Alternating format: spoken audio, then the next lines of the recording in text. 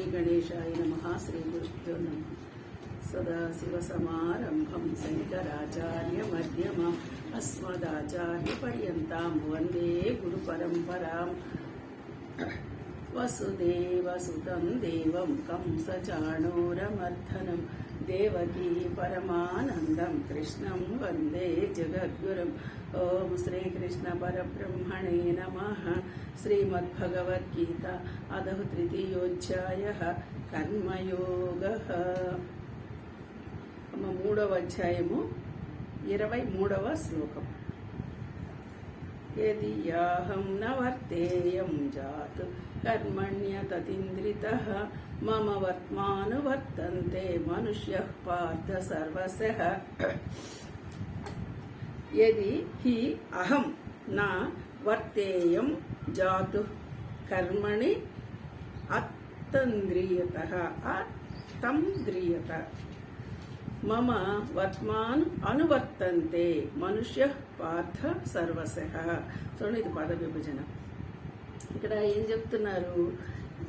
పార్థ, ఒకవేళ ఎప్పుడైనాను నేను సావధానుడనై కర్మయందు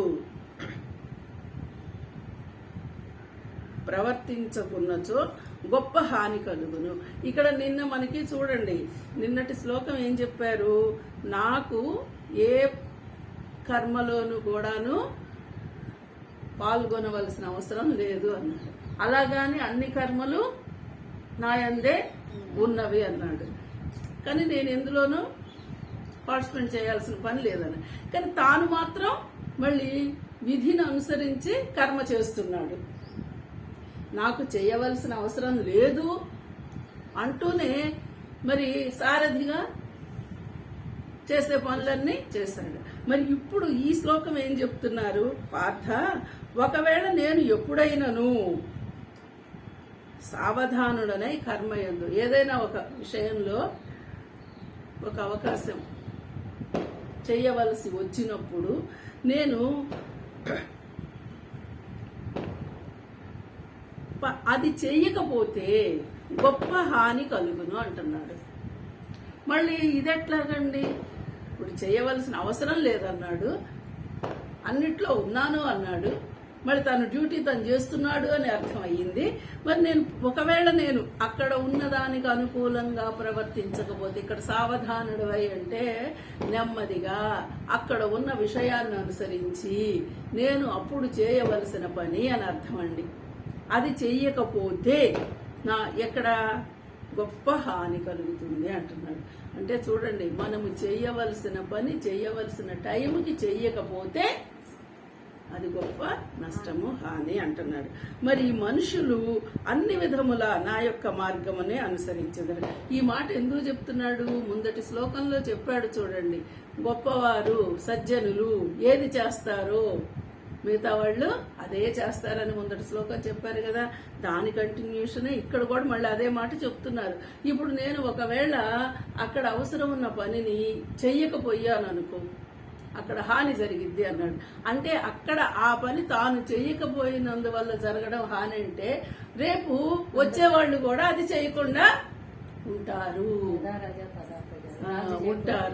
కాబట్టి అక్కడ వచ్చే తరాలకు కూడా హాని జరుగుతుంది అని చెప్తున్నాడు. అంటే ఇక్కడ ఏంటి? పని ఏమో చెయ్యాలి, పనుల్లో తగులుకోకూడదు, అంతే కదా. కర్మ నిర్వర్తించాలి, కర్మలో తగులుకోకూడదు. కానీ తనకి తానేమో అన్ని కర్మల్లో నేను ఉన్నాను అన్నాడు. అంటే అన్నిటా నేనే ఉన్నా, అన్నీ నేనేనయ్యా, నువ్వేంటి చేసేది? ఇంకా నువ్వు చేసే ప్రతి పనిలో ఉన్నవాడిని నేనే.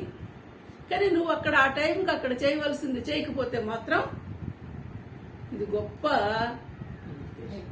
లిటిగేషన్, లాజిక్ అన్నీ నువ్వు చేయాలంటున్నాడు.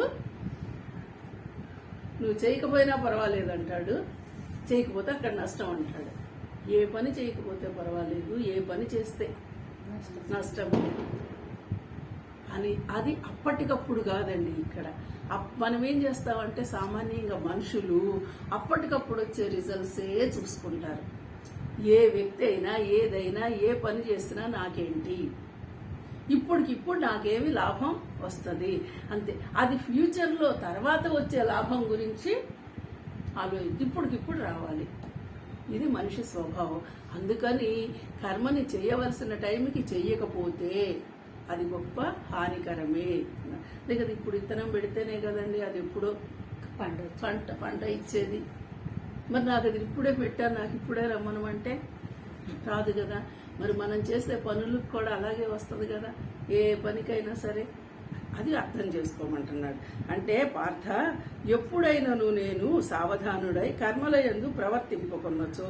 చూడ, ఒకవేళ కాస్త ఏదన్నా ఏమంటారు అలసత్వం, పోతావలే చేద్దామలే అనేటువంటి అలసత్వంతో ఒకవేళ చెయ్యకపోతే గొప్ప హాని సంభవించును. ఎందుకంటే మనుషులందరూ అన్ని విధములా నా మార్గమునే అనుసరిస్తారు కాబట్టి. ఇప్పుడు ఇక్కడ కృష్ణుడు నా మార్గము, నేను అనుసరించడం, నన్ను అనుసరించడం అనే మాటలు అన్నారంటే అది ఎవరికి వర్తిస్తుంది? అంటే ఇప్పుడు మనలోనే ఉన్నాడు కదా. అంటే గొప్పవాళ్ళు, పెద్దవాళ్ళు, శ్రేష్ఠులైన వాళ్ళు ఏది చేస్తారో దాన్నే ఇతరులు కూడా అనుసరిస్తారు అని చెప్తున్నారు.